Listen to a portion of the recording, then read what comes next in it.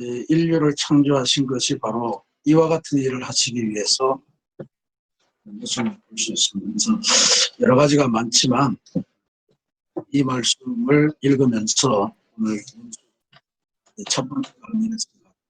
화면을 공유하겠습니다.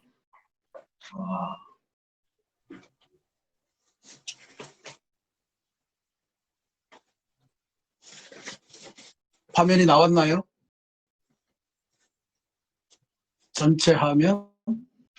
안 나왔습니다. 아, 네, 왜 안 지금 나오죠? 나왔습니다. 좀 타임 인터벌이 있나 봐요. 지난 강의 피드백은 다 했고요. 오늘은 첫 시간이기 때문에 민수기에 대한 전체 개황하고 그다음에 1장부터 14장까지 가데스 바네아에 들어가는 시간까지 이렇게 살펴보도록 하겠습니다. 먼저 민수기라고 하는 책, 민수기라고 하는 게 영어로 보면 Book of Numbers, 숫자의 책 이런 뜻입니다. 이게 요즘 우리 교회 아가페 찬양대 여자 소프라노 솔로이스트가 민수기예요. 민수기인데 민수기가 없다가 민수기가 들어왔어요. 근데 성경 이름치고는 좀 이상하지 않습니까? 이게 그 숫자, 백성들의 숫자기. 근데 이제 저는 이거 민수기를 읽을 때마다 이게 광야 생활기, 광야기 이런 이름이면 좋겠다 이런 생각을 합니다. 혹은 광야 생활 40년 혹은 노래 제목에도 있듯이 광야에서 뭐 이렇게 좀 문학적인 표현이면 좋겠다. 그러면서 동시에 민수기는 진짜로 불평이 많습니다. 백성들의 불평이 지금 제가 여기 11장의 불평 사건, 12장의 미리암과 아론이 왜 모세만 지도하냐 이러면서 모세에게 대든 사건, 가데스 바네아에서 백성들이 반역한 사건, 모세의 혈기를 다룬 무리바 불사건, 바알볼 우상숭배 이게 전부 다 광야 생활의 어려움에 대한 불만이거든요. 그래서 이런 불평들을 단독 다뤘기 때문에 불평기라고 했으면 어떨까 이런 생각도 하긴 합니다. 근데 성경은 numbers, 백성들의 숫자를 기록했다 하는 점에서 특별히 이제 이름을 정했습니다. 히브리서 3장 7절에서 19절을 한번 찾아보십시다.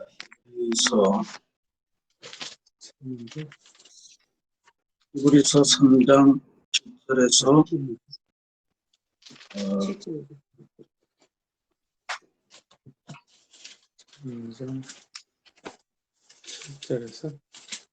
19절인데 끝까지는 못 가고 한 11절까지만 한번 우리가 보겠습니다. 그러므로 성령이 이르신 바와 같이 오늘 너희가 그의 음성을 듣거든 광야에서 시험하던 날에 거역하던 것 같이 너희 마음을 완고하게 하지 말라. 거기서 너희 열조가 나를 시험하여 증언하고 40년 동안 나의 행사를 보았느니라. 그러므로 내가 이 세대에게 노하여 이르기를 그들이 항상 마음이 미혹되어 내 길을 알지 못하는도다 하였고 내가 노하여 맹세한 바와 같이 그들은 내 안식에 들어오지 못하였다 하였느니라. 예, 그러니까 민수기에 대한 일종의 신약 성경의 평가다 이렇게 보시면 오래 갑니다. 하나님에게 불평하고 대들고 했던 게 오래 간다. 그래서 불평기라기보다는 이제 그 성경은 numbers, 숫자에 대한 걸로 성경 제목을 잡은 여기에 숫자라고 하는 거는 사실 우리가 오늘날 교회 성장 주의에서 말하는 큰 숫자가 좋은 숫자다. 많은 숫자가 하나님 좋아하시다. 이런 이야기는 아닙니다. 오히려 하나님께는 숫자 하나하나가 중요하다. 그래서 백성들, 특별히 능력을 감당할 사람들을 미리 센 것은 하나님께서 이 백성을 이끌고 약속의 땅으로 가시겠다라고 의지를 보여주신 것이다. 그래서 숫자, 넘버스라고 하는 숫자가 성경에 적용이 됩니다. 민수기로 공부할 때 하나님은 나 하나도 소중하게 보신다. 중요하죠. 그 다음에 이 민수기가 언제 기록됐을까 하는 것을 성경을 통해서 보면 모세에게 명한 성막을 완공한 지 한 달이 지나고 시내산 광야를 떠나기 20일 전에 이 말씀이 선포되었던 거로 보면 어떻게 돼요? 성막이 완공되고 이제 새로운 약속의 땅으로 나아가기 그 중간 사이에 어쩌면 행군을 준비하는 그 시기에 민수기가 기록된다. 그러니까 사람들 체제를 정비하고 행군 대여를 맞춰주고 그 다음에 광야에서 어려움이 있을 때 하나님이 어떻게 돌보실 거다 이런 것들이 다 기록돼요. 그러니까 하나님이 이스라엘 백성하고 같이 이 언약을 맺으신 그 약속이 실제로 광야에서 어떻게 이루어질 것인가 하는 것을 중점으로 해서 민수기는 파악했어요. 그래서 이 기록 목적은 제가 몇 가지로 정리를 했는데요. 먼저 하나님 나라에 들어갈 하나님의 백성들에게 요구되는 것은 절대적인 순종과 믿음이다 라고 하는 사실을 깨우쳐주기 위함이었다 하는 것이 중요합니다. 순종이라고 하는 것이 하나님의 요구이면서 동시에 축복과 저주를 분별하는 그런 궁극적인 기준이 되었다. 그래서 우리 동양 속담에도 순천자는 돈이요 역천자는 망이라. 하늘에 순종하는 사람은 존재하겠지만 하늘에 대역하는 그런 존재는 망할 수밖에 없다고 하는 이건 성경에 나오는 아주 귀한 절대적인 진리. 두 번째로는 광야가 사실 고통스러운 거잖아.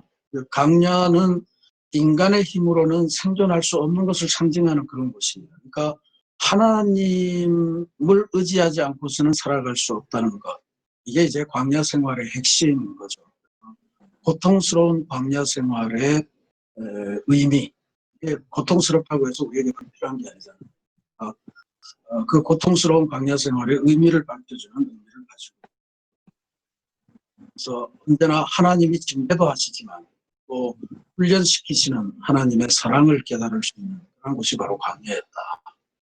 그다음에 세 번째로는 광야에서 생존 가능한 비결을 깨닫게 해주시는 거다. 뭐 앞에 이야기하고 비슷합니다만 물, 음식, 그리고 너무 타는 태양, 또 너무 추운 추위 뭐 이런 것들이 광야에 있고 또 시시각각으로 아주 맹독을 지닌 그런 짐승들이 덤비는 데가 광야. 그러니까 한시도 사실 절대자의 손이 아니면 견딜 수 없는 그런 곳인데 어떻게 생존하냐. 이걸 이제 민수기를 통해서 그건 뭐 별다른 게 없어. 우리가 대비를 잘한다 이런 차원을 떠나는 거죠. 약속의 땅 가나안으로 이끄시려고 하는 하나님의 어떤 의지, 하나님의 비전, 하나님의 은혜 이런 거 외에는 살 길이 없다. 마지막으로는 우리가 광야를 살아가는 이유, 광야 생활의 종착점은 광야가 아니고 약속의 땅 가나안이다라고 하는 것을 배우는 겁니다. 그러니까 광야는 과정이죠. 광야의 고통은 그런 의미에서 유한하고 이 또한 지나가리라 하는 것처럼 이것을 거치고 나면 욥은 내가 정금처럼 순금처럼 변해서 나올 것입니다. 이렇게 표현을 했는데 훨씬 더 성숙한 존재로 변화되는 그런 과정이다 이렇게 볼 수 있습니다. 그건 이스라엘 백성은 광야를 지나갔지만 우리 인생도 늘 우리가 표현하듯이 광야 같은 인생길을 걸어간다고 그렇게 표현하지 않습니까? 그리고 또한 우리는 이 세상에서 나그네, 거류민 혹은 순례자로 살아가면서 본향을 향해 가는 존재다 이렇게 보고 그런 의미에서 이 약속의 땅 가나안 이스라엘 사람들은 이 땅에 있는 가나안을 갔지만 우리들은 하늘 가나안 우리가 요즘 주일날마다 보는 하늘 가는 길을 걸어가는 복된 존재다라고 하는 것을 깨우쳐주는 그런 이야기입니다. 그런 의미에서 이 땅에서의 하나님의 약속도 이루어지지만 언젠가 우리에게 영적으로 주어질 영적 약속의 땅 하늘 가나안도 우리에게 주실 것이라는 그 확신을 깨닫게 해주는 것이 민수기에 있어서 중요한 공부의 내용이 될 것 같습니다. 이런 배경을 깔고 오늘 우리가 함께 공부하실 내용은 두 가지입니다. 첫 번째는 1장부터 10장 10절까지가 시내산을 출발하면서 여러 가지 오리엔테이션을 하시는 장면이에요. 뭐 시내산에서도 광야지만 그래도 정착을 했고 하나님과 언약도 맺었고, 근데 이제 본격적인 광야 행군을 하기 위해서 이제 나아가는 그런 시점을 다루는 것이 10장 10절까지고, 10장 11절부터 14장까지는 시내 광야에서 가데스 바네아까지 나아가는 그 과정을 다루고 있습니다. 그러니까 이제 일단 시내산 출발 준비하는 과정을 보면 제일로 중요한 것이 인구조사입니다. 인구조사라고 하는 게 실제로는 전체 인구를 조사한 게 아니고 그 전쟁을 할 수 있는 남자 장정들, 20살 이상 장병들을 조사한 그런 일종의 병력 조사다, 이렇게 보시면 돼요. 그 1장에 보면 그게 나오는데 1장 조사에 12지파를 다 더했더니 60만 3,550명이다 이렇게 나와요. 근데 이게 26장, 민수기 26장에 가면 38년 뒤에 2차 조사를 합니다. 이건 이제 약속의 땅에 들어가기 전에 각 지파의 현황이 어떤가 이걸 본 조사고요. 근데 그 2차 조사 때는 60만 1,730명. 그러니까 뭐 이 마이너스라고는 큰 의미가 없겠죠. 다만 하나님께서 이 12지파에 기본적으로 지파를 건사하고 외적으로부터 보호하고 이럴 수 있는 핵심 역량을 60만 명대로 결정을 하셨다. 이런 게 이제 중요한 내용일 것 같습니다. 이게 이제 1장 동안 계속되고요. 2장에서는 진을 편성하고 행진하는 대열의 구조를 알려준 겁니다. 이게 그 머물렀을 때의 진, 그 다음에 행진할 때의 대열, 이런 것들을 이제 결정을 해준 거죠. 이제 2장에 나오는 이 과정을 보면 이게 지금 행군할 때 어떤 방식으로 진을 구성해서 행진할 거냐 하는 게 이제 12지파가 여기 쭉 나와 있습니다. 우리가 몇 가지 볼 게 있는데요. 맨 한복판에 이건 멈춰서 수경을 할 때도 마찬가지입니다. 야영을 할 때도 이 대형으로 맨 가운데에 성막이 있습니다. 성막이 있고 이 성막의 주변에 여기 보시면 아론 자손, 그 다음에 무라리 자손, 게르손 자손, 오핫 자손, 이 네 팀은 전부 다 레위 지파들이에요. 그러니까 레위 지파는 따로 이렇게 이걸 마련하지 않고 오직 성막을 보호하고 성막을 설치하거나 해체하거나 맡은 것이 바로 이 레위 지파들입니다. 그래서 레위 지파가 성막 주위를 감싸고 그 앞에 이제 아론, 모세, 이게 이제 그 기본적으로 성막이 나아가는 구조가 되죠. 그리고 이 주변을 11지파가 쭉 돌아서면서 그 만들었습니다. 근데 여기에 선두가 누구냐? 이게 이제 유다 지파가 나와 있는 거죠. 사실은 이스라엘의 장류 유서의 그 장자 우선순위로 보면 이 루벤 지파가 여기 와야 됩니다. 근데 야곱의 축복에서도 보셨듯이 루벤이 시므온 뭐 이런 하고 디나 강간 사건 때 역사를 도모하면서 를 했다. 이렇게 돼서 장자권이 빼앗긴 상태. 그래서 그때 네 번째 아들다가 이 대형의 맨 선두에서는 실질적인 장자권을 확보한 것을 보여주는 그런 것이다 이렇게. 그러니까 이 행군의 진영 이걸 정했다라고 하는 것이 앞으로 나아갈 이 역사와 관련해서 대단히. 그다음에 이제 나오는 것이 레위 지파의 의무와 숫자에 대한 것인데, 레위 지파는 지금 말씀드린 것처럼 따로 자기네 그 지파 단위의 병력을 구성하는 거 이렇지 않고 기본적으로 흩어져서 그 성막을 보호하는 것으로 성전을 지키는 것으로 이게 이제 지파를 구성했고, 이 지파들이 먹고 사는 거는 나머지 이 지파들이 다 힘을 합해서 주는 그 성전에서 나오는 것으로 먹었다. 그것이 이제 중요한 내용이 되겠습니다. 이게 성막의 이동과 설치, 그 다음에 행군할 때 어떻게 되고, 그리고 기본적으로 가는 행군의 대열이 어떻게 했느냐. 그러니까 이게 20세 이상 혹은 25세 이상의 당정으로 60만이니까 실제로 어린아이들, 여인들, 노인들 뭐 이렇게 다 하면 이게 한 200만 명 정도 된다는 이야기죠. 그러니까 사실 고대 사회에서 200만 명이라고 하는 게 어마어마한 숫자 아닙니까? 이것이 40년 동안을 그 광야 생활에서 돌아다녔다고 하는 것 자체가 기적인 거죠. 거기서 굶은 뭐 불평이 있었지만 만나와 메추라기가 늘 있었고, 그리고 오늘 같은 내비게이션처럼 생세하지는 않았지만 구름 기둥과 불 기둥이 있어서 가야 될 때와 멈춰서야 될 때를 알려주시고, 또 하나님이 시시때때로 나서서 전쟁을 대신해 주심으로 막아주시고, 이런 것들이 결국 광야 생활에서 나타난 중요한 일이었습니다.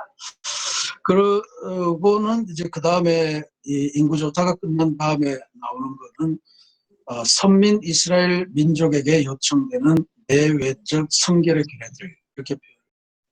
앞으로 약속의 땅을 살아가는 이스라엘 민족의 기본적인 어떤 목표를 이야기해 주는 그런 거죠. 그래서 이 5장부터 10장 10절까지의 내용은 핵심은 그렇습니다. 레위기를 통해서 주셨던 성결한 공동체로 변화되어 가는 과정.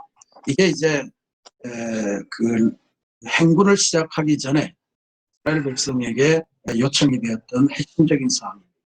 5장에 보면 아예 추방을 해버리는 그런 법이 있었어요. 부정한 사람들, 이런 거는 공동체에 남겨두질 않아요. 아예 추방을 하고 죗값을 치르게 만들고 진영 밖으로 내보내버리는, 이게 위생적이거나 의식적인 측면에서의 분리, 이런 것들이 필요한 거죠. 이를테면 요즘 같은 코로나 시대에 자가격리하는데 사랑하지만 우리가 함께 있을 수는 없는 거예요. 그래서 고대 사회 때부터 이런 공동체를 정결하게 유지하려고 하는 이런 것들이 대단히 소중했다.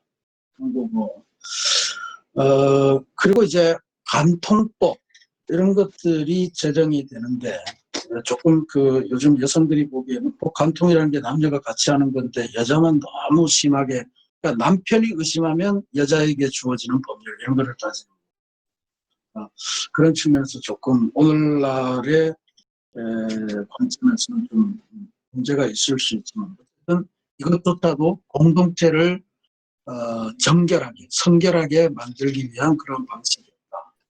그러니까 그냥 덮고 덮고 이렇게 가지 않았다는 이야기죠. 철저히 죄를 가려내고 그런 것을 했다는 그 의미를 보는 게 중요합니다. 이 공동체의 성결함을 유지하는 일에 가장 중요한 것이 6장 1절부터 21절에 나타나는 나시린에 대한 규제입니다. 나시린이라고 하는 것은 거룩하게 구별된 선민의 아주 전형적인 존재를 나실린이라고 해요.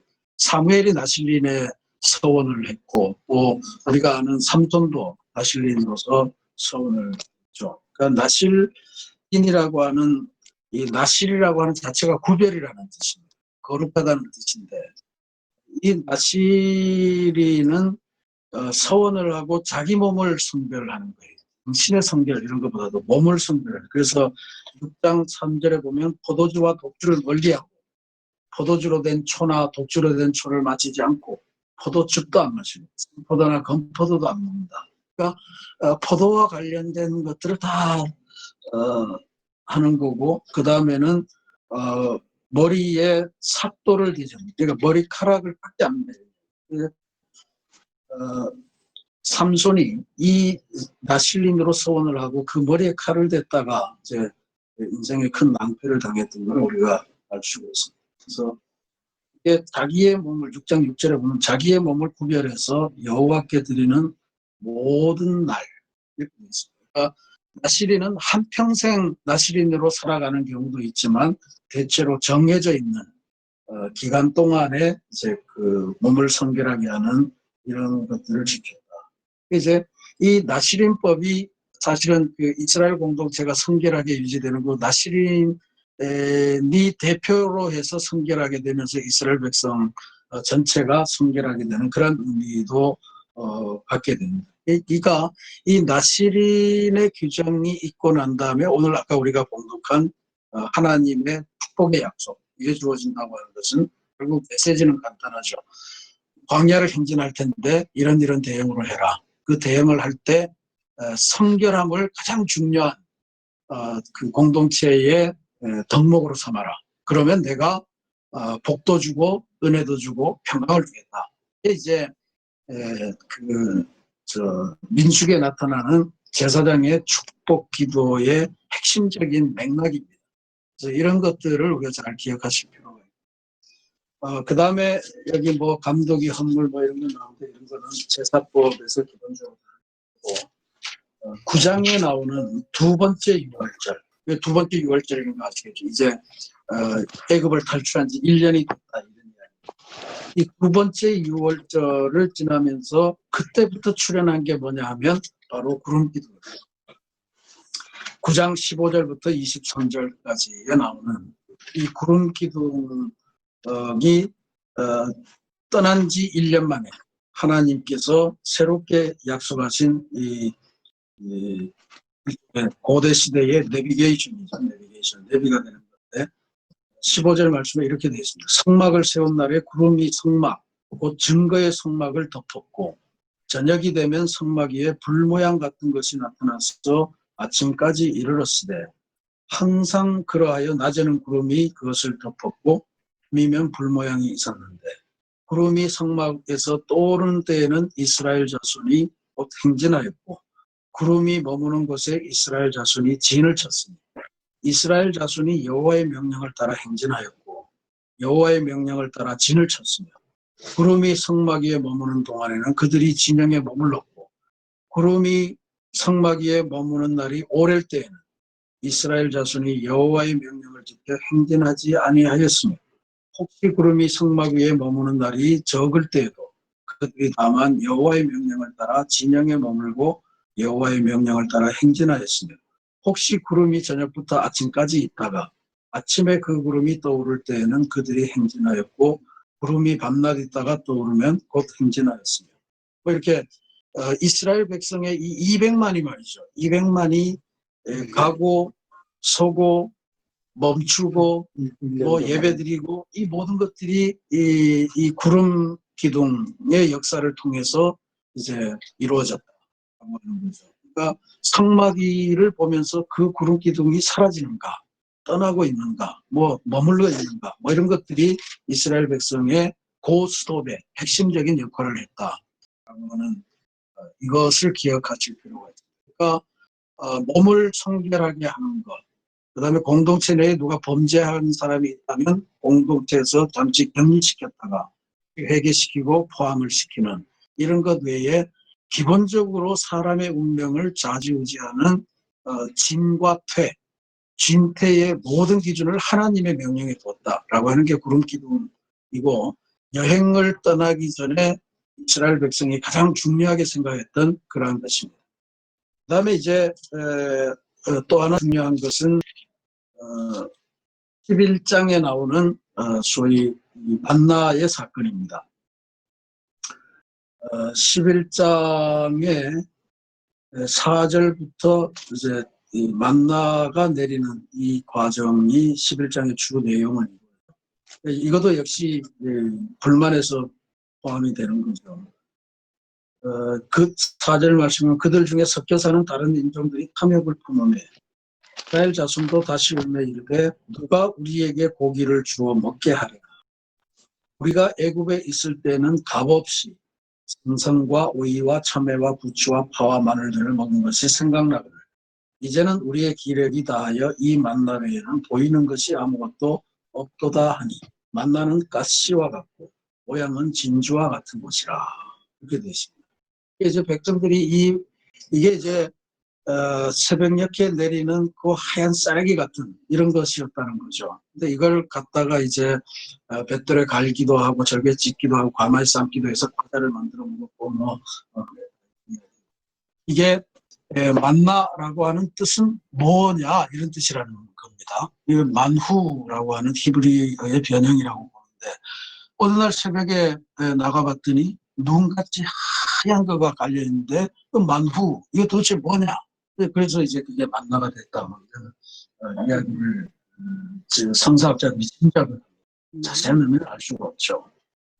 이 만나라고 하는 것이 사실은 기본적으로 단순히 광야에서의 굶주림에 대한 해결책으로만 보기는 그렇습니다. 오늘 우리 21세기를 살아가는 사람들의 내면 깊숙한 곳에 던지는 어떤 영적인 양식이다 이렇게 볼 수 있습니다. 그러니까 이 만나 또 메추라기의 이야기에서 우리가 발견할 수 있는 것은 하나님은 우리의 일용할 양식을 책임지시는 분이시다 라고 하는 것을 아주 분명하게 보여줍니다.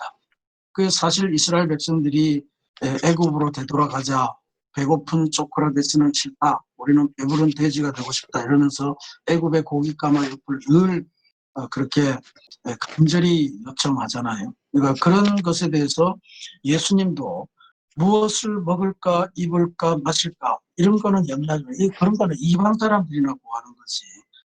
하나님으로부터 택함 받은 너희는 하나님의 나라와 그의 일을 구하는 고결한 삶을 살아라. 그러면 이방인들이 구하는 뭐 입을까 마실까 먹을까 이런 것들은 다 내가 알아서 덤으로 그냥 끼워주마 하는 게 이제 예수님을 통해서 주시는 그런 말씀이에요.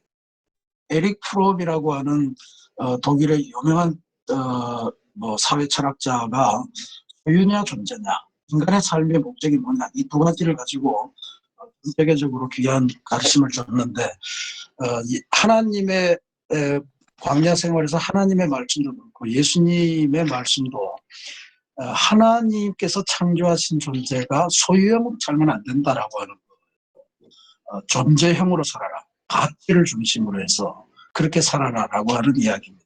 그럼 소유는 뭐 굶고 삽니까? 이렇게 이야기했는데 그거는 내가 해결해 주마. 만나와 메추라기 그다음에 하나님의 의를 먼저 구하는 내가 덤으로 치워주는 걸 통해서 그건 기본적으로 해결하게 된다.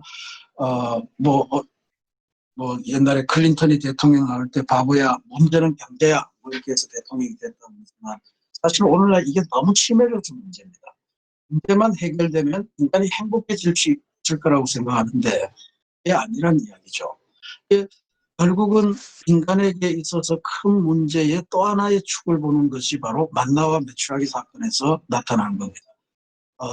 안식일 날 쉬어야 되는데 그 안식일 날 쉬기 위해서 쌓는 것 외에 평일날 이 사람들이 늘 배고프고 언제 또 배고플지 몰라서 미리 이틀치를 만약에 걷어들였다. 그러면 하루치는 양락없이 썩어버리는 거예요. 좀 있으면. 그러니까 그날 그날의 음식 하나님이 주시는 일용할 양식의 기초에서 살고 오히려 삶의 중요한 것들을 우리는 하나님의 백성으로 어떻게 살아야 되나 하나님의 뜻을 어떻게 이루어야 되나 이런 존재형 가치지향적인 삶을 살아가는 것을 하나님이 바라신다 이런 이야기죠. 그래서 이것이 만나와 메추라기에서 우리가 얻는 굉장히 중요한 그러한 교훈입니다.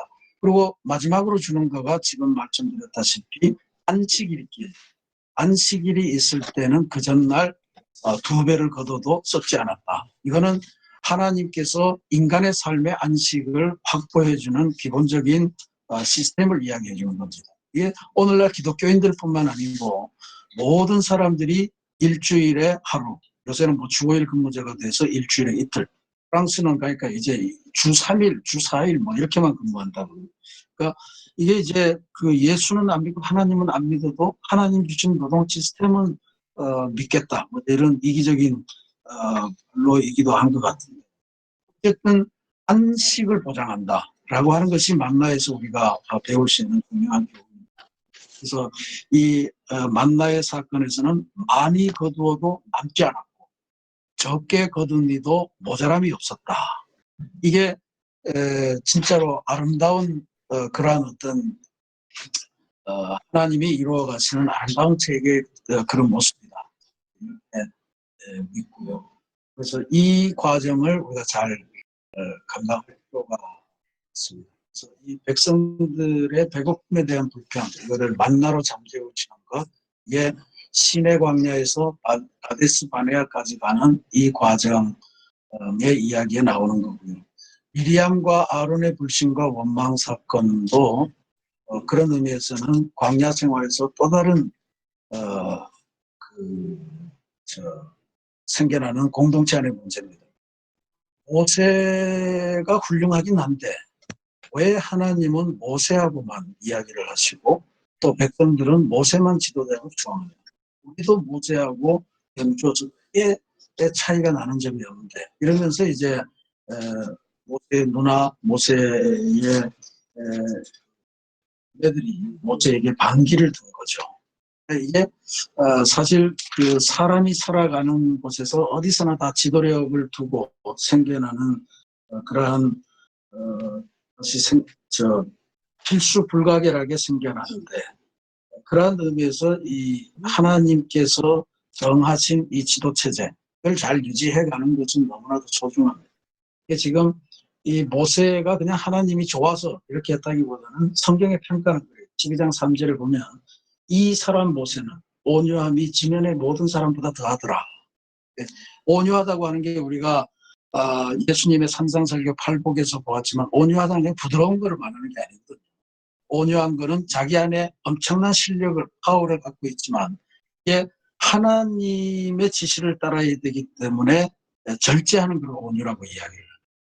그러니까 이 온유라고 하는 거는 비유를 하자면 잘 길들여진 야생마 뭐 이렇게 표현할 수 있죠. 하나님이 이끄시는 대로 뭐든 할 수 있는 그런 힘을 가지고 있는 존재가 온유합니다. 모세는 이미 이집트 왕자로 파라오의 뒤를 이을 수 있는 그런 어떤 훌륭한 실력과 뭐 이런 걸 다 갖추었지만 하나님의 사람으로 전환한 거잖아요. 그러니까 하나님이 시키시는 대로 일을 할 수 있는 그러한 자질을 가지고 있었기 때문에 하나님 계속 들어 쓰시는 거예요. 근데 아론이라고 하는 사람 우리가 출애굽기에서도 보셨지만 백성들이 뭐라고 들으시니 금방 그냥 넘어가서 이게 송아지를 만들어내고 이게 너희 하나님이다 이러면서 새로운 반역을 취하는 이런 모습이 나타납니다. 그러니까 이게 하나님께서는 이런 지도체계 안에서의 분열 이런 것들은 별로 좋아하지 않으셔서 사람들은 결국 문명에 걸려서 을 하는 그런 지경을 밟게 됩니다. 이 민수기 이 시내 광야에서 가데스 바네아까지 가는 과정에서 가장 핵심적인 사건은 역시 가나안 정탐 사건입니다. 지도를 한번 보실까요? 이제 그 애굽에서 탈출해서 이렇게 내려왔습니다. 내려와서 쑥꽃 지나고 여기 비터호라고 할 게 아마 마라의 선물 담고 이렇게 하는 그게 같이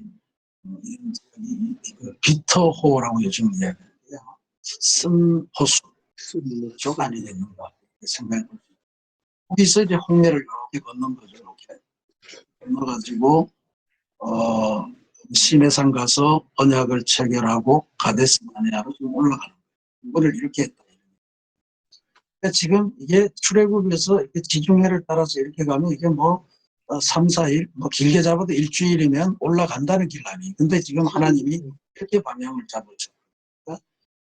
그리고 여기까지 와서 여기 왔는데 아까 뭐라고 그랬습니까? 첫 번째 6월절이 지났다. 1년밖에 지나지 않는 동안에 여기까지 온 거예요. 그리고 민수기를 쭉 읽어보시면 아시지만 이 가데스 바네아 이 바란 광야에서 38년을 돌아다니는 거예요. 얼마나 짜증이 납니까?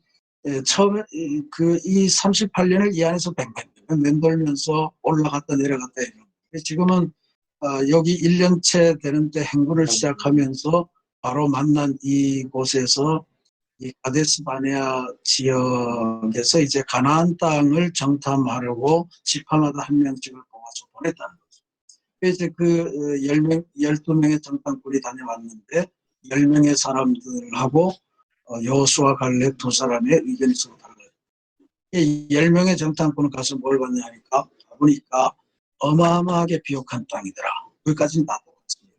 그러니까 그 사람들이 포도를 메고 가는데 포도를 메고 한 송이 포도를 가져가는데 두 사람이 양쪽에 막대기를 끼워가지고 치고 갈 정도로 어마어마하더라. 사람들이 얼마나 큰지 몰라서 우리는 그 앞에 있으니까 거인 앞에서 메뚜기 같더라. 이렇게 예, 그대로 너희가 완전히 괴멸할 거다 이렇게 주장을 하죠. 근데 여호수아 갈렙은 똑같은 걸 보고서도 전혀 다른 보고를 합니다. 거기 가봤더니 진짜로 좋더라. 음식물이 아주 풍성하더라. 이거는 우리가 보니까 하나님이 우리에게 주신 일종의 밥이더라. 그 사람들은 아주 우리들이 차지하게 되면 하나님께서 우리에게 이런 풍족한 걸 선물로 주신다. 그렇게 할 정도로 좋은 데니까 속히 올라가서 정복하자. 이렇게 해요.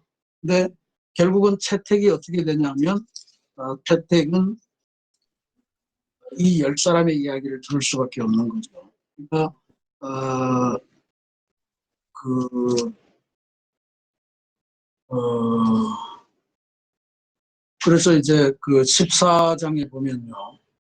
온 1절부터 온 회중이 소리를 높여 부르짖으며 백성이 밤새도록 통곡하였다.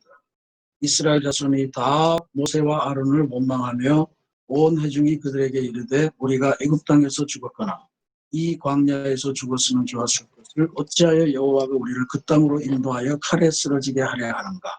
우리 처자가 사로잡히리니 애굽으로 돌아가는 것이 낫지 아니하랴. 이렇게 됩니다. 그러니까 올라가자고 하는 그 명령을 들으면 이렇게 된다는 이야기죠. 그러니까 못 올라가는 거예요. 못 올라가고 다시 멈춰서 하나님을 믿지 않는 백성들이 하나님을 믿도록 훈련하는 과정이에요. 우리는 이걸 보면서 훗날에 있을 이야기지만 소년 다윗의 이야기를 기억하지 않을 수가 없어요.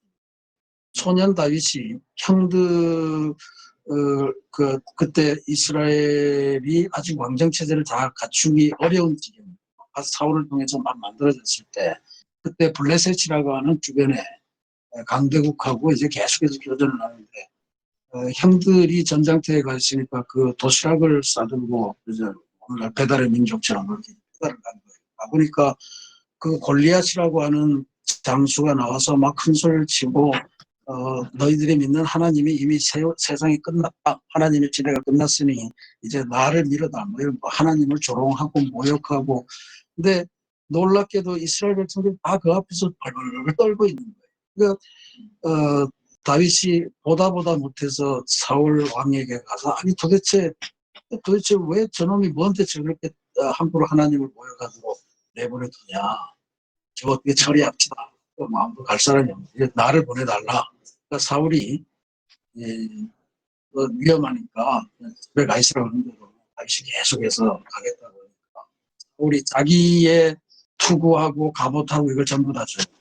다윗이 그걸 입어봅니다. 사울이 워낙 큰 사람이었기 때문에 맞지도 않고 건강스럽고 그러니까 다윗이 유명한 이야기를 하죠. 나는 이런 거 필요 없습니다. 나는 하나님의 이름으로 나아가겠습니다. 불맷돌 5개를 들거나 상황을 보면 이 10명의 정탐꾼이 보았던 강대한 민족, 풍성한 어떤 수확량 이런 것들을 보면서 하나님이 주신 은혜가 너무 크구나. 저거 우리가 먹으면 되겠다라고 하는 것보다는 그 위험 앞에 벌벌벌 떠는 거예요. 근데 여호수아 갈렙은 오히려 다윗 같은 심정으로 크게 생겼네. 내가 어떻게 던져도 저놈한테 반드시 맞게 되겠다. 어마어마하게 큰 관역이다. 이런 믿음을 갖고 하나님을 의지해서 나갔다. 던지니까 그냥 머리에 맞고 정통으로 그 자리에서 꼬꾸라졌다는 거 아닙니까? 그러니까 인생을 살아갈 때 사실은 객관적인 분석 이런 게 대단히 요즘 사회에서는 중요하죠. 정량 분석하고 분석을 하고 여러 가지 방법이 객관적인 분석은 분석이고 그보다 더 중요한 것은 하나님을 믿는 믿음의 눈입니다. 믿음의 눈으로 진퇴를 결정하는 거예요. 이게 구름기둥과 물기둥에 우리 인생길을 맡기는 거니까 그런 점에서 이스라엘 백성들이 광야를 헤매는 것은 역시 훈련의 과정이 필요했다. 다음 지도를 보면 이게 이제 조금 더 간편하게 되어 있는데 시내산에서 언약을 맺고 인구조사하고 지금 편성을 한 다음에 가데스 바네아 쪽에 가서 이번에 대통령의 정탐꾼을 보내고 여기서 38년을 돈다 이거죠. 40년 동안에 방황을 하고 그 다음에 요단강 바로 앞에 서서 다시 한번 인구조사를 하고는 여호수아와 더불어서 새로운 역사를 만들어가는 이런 지명이 처해. 이것이 오늘 우리가 보는 중요한 역사인데, 이 가나안 정탐의 사건은 대단히 소중합니다. 13장에서 14장 이 과정에 보면 하나님께서 무려 8번에 걸쳐서 모세에게 나타나서 이야기합니다. 핵심은 뭐냐 하면 이 믿음 없는 백성들, 내가 주리라고 한 약속의 땅을 감히 받지 못하고 라고 했던 이 사람들에게 주는 내 법입니다. 이게 14장 30절에 나옵니다. 14장 몇 번에 걸쳐서 이 거부하시는 거예요. 14장 30절부터 여분네 아들 갈렙과 눈의 아들 여호수아 외에는 내가 맹세하여 너희에게 살게 하리라 한 땅에 않고 들어가지 못하리라. 너희가 사로잡히겠다고 말하던 너희의 요아들은 내가 인도하여 드리리. 그들은 너희가 싫어하는 땅을 보내리와 너희의 시체는 이 광야에 엎드려질 것이며 너희의 자녀들은 너희 반역한 죄를 지고 너희의 자체가 광야에서 소멸되기까지 40년을 광야에서 방황하는 자가 그렇게 되죠. 그러니까 결국은 이 40년 전에 했던 그 신앙과 불신앙의 문제, 구름기둥, 불기둥으로 보여주시는데 그걸 어기고 자기네들의 팀, 자기네들의 모습으로 현실을 판단했던 그 죄악 때문에 이 사람들은 결국은 광야에서 고생은 하지만 약속의 땅에 들어가지를 못하는 거예요. 오히려 사로잡히겠다고 말하던 유아들, 아무것도 모르는 유아들이 새로운 세대를 이루어서 약속의 땅에 진입할 거예요. 그러니까 오늘 우리가 살아가는 삶에서 아주 핵심적으로 중요한 것은 이 하나님을 바라보는 믿음의 눈입니다. 이게 제일 중요하다고 저는 믿고, 그런 의미에서 우리가 이 세상을 살아갈 때 정말로 기억하셔야 될 것은 우리들이 세상의 학문으로 여러 가지를 판단하고 정량 분석하고 이런 것도 좋지만 기본적으로 중요한 것은 믿음이 이긴다. 믿음의 눈으로 세상을 본다고 하는 이것을 기억하셔야 됩니다. 그래서 교만한 이성도 문제고 나약한 감정도 문제고 한 현실주의 이런 것들도 우리 신앙인들에게는 맞지 않습니다. 그래서 험한 시대를 살아가는 우리들에게 진짜로 필요한 것, 그것은 하나님의 함께하심, 하나님이 인도하심, 하나님이 사랑이심을 바라볼 수 있는 믿음의 눈이 중요하다. 믿음의 눈으로 세상을 보면 믿음은 다윗 앞에서는 골리앗 같은 거예요. 어떻게 던져도 저놈은 맞겠네. 이런 거죠. 우리에게 먹이밖에 되지 않는 그러한 것들이 우리에게 주시는 하나님의 은혜입니다. 반면에 하나님의 약속을 믿지 못하는 불신의 눈으로 세상을 보면 세상은 언제나 거대한 거인 같은 거예요. 그래서 우리는 그 앞에서 메뚜기처럼 닫고 보잘것없는 존재를 여기면서 스멀스멀 헤매고 되고 그런 거죠. 다윗이 골리앗을 볼 때처럼 그렇게 야 진짜 큰 관역이다. 내가 아무렇게나 던져도 저놈은 맞아떨어진다. 이런 믿음의 배짱 이런 것들이 있으면 우리가 여호수아와 갈렙 같은 그러한 마음으로 하나님께서 주시는 약속의 땅을 차지하는 그런 백성이 되리라 믿습니다. 오늘 이 민수기 첫 번째 파트는 이 정도로 공부를 하도록 하겠습니다. 우리 가데스 바네아와 관련해서 가데스 바네아가 성경 안에서 이런 의미를 갖고 있다는 건 한번 보시면 좋겠어요. 탐꾼을 가나안에 파송했던 장소고 오늘 본문에 나오는 거죠. 그다음에 또 한편으로는 이게 광야 38년 동안 있었으니까 하나님께서 이스라엘 백성들에게 끊임없이 만나와 메추라기를 제공한 장소이기도 해요.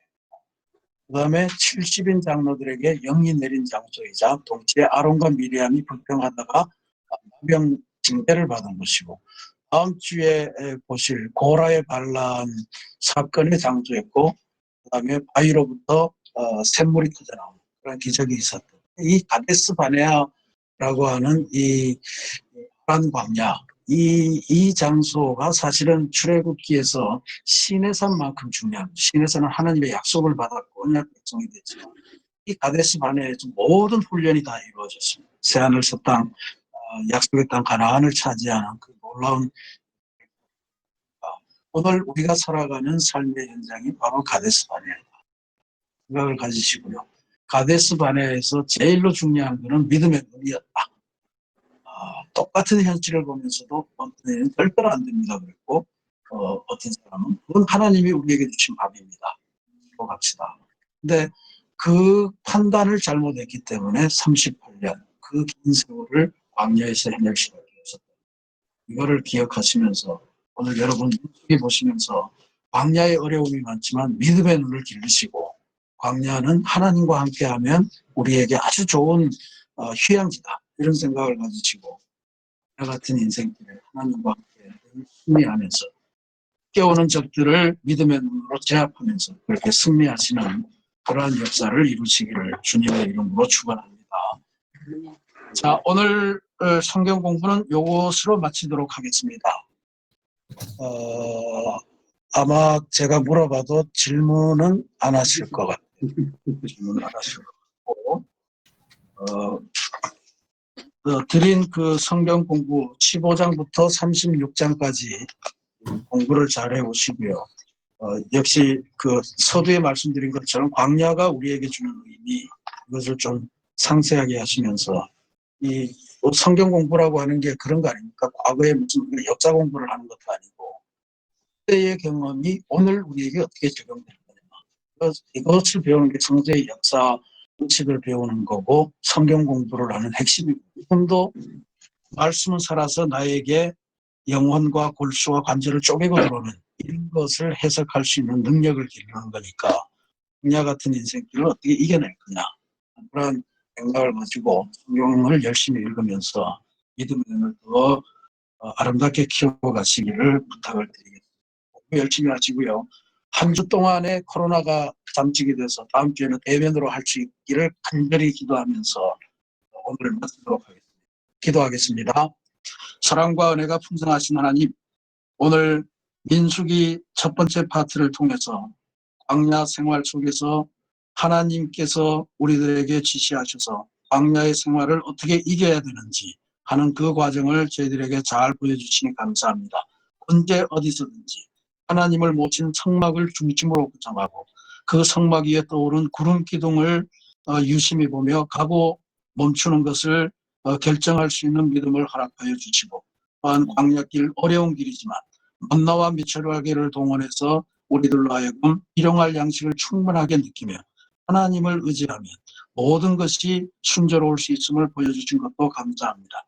아버지 하나님 무엇보다도 바란 광야에서의 38년 세월을 가져가면서 이스라엘 백성에게 가장 강력하게 요구되었던 것은 믿음의 눈이었다는 것을 다시금 배우게 하셨습니다. 하나님 세상은 험난하고 언제나 우리를 집어삼킬 듯한 집채만한 파도가 우리들을 넘보는 그러한 현실이지만 믿음의 눈으로 보면 하나님께서 주시는 밥이요 아주 큰 관역에 불과하다는 것을 깨닫게 되오니 우리가 이 세상 살아가면서 세상에 여러 가지가 필요하지만 무엇보다도 믿음의 눈을 잘 장착하고 믿음의 눈으로 하나님의 인도하심을 따라서 하나님 주시는 능력으로 넉넉하게 승리하는 은혜를 갖도록 인도하여 주옵소서. 코로나19도 우리 앞에 큰 탄처럼 다가와 있습니다. 넘지 못할 것처럼 보이지만 믿음의 눈으로 보면 넘을 길이 보이게 하실 줄로 믿습니다. 하나님 속히 이기고 모든 주님을 대하는 예배도 정상을 회복하고 성도 간의 교제도 정상을 회복하며 다시금 함께 모여 하나님을 찬양하는 귀한 그날이 속히 오도록 주님 이 모든 사태를 잠재우시고 우리들을 평안의 땅으로 인도하여 주시옵소서. 오늘 한 주도 승리하게 하실 줄로 믿고 우리 주님 예수 그리스도의 이름으로 감사기도 드립니다. 아멘. 아멘. 감사합니다. 자, 여러분 혹시 기술적으로 문제 있었던 거는 채팅이나 아니면 조성미 목사님에게 그 문자로 보내주시면 저희들이 기술은 더 계속해서 극복해 가도록 하겠습니다. 그럼 한 주간도 복되시고요. 내일부터는 새벽 기도는 온라인 중계는 하지 않도록 하겠습니다. 대면 새벽 기도를 할 테니까 혹시 못 오시는 분들은 댁에서 주보를 보시면서 성경을 쭉 읽어 나가시고 필요한 분들은 성경 설교 원고를 다 보내드릴 테니까 요청하시면 그렇게 고맙겠습니다. 주간 승리하십시오. 수고하셨습니다.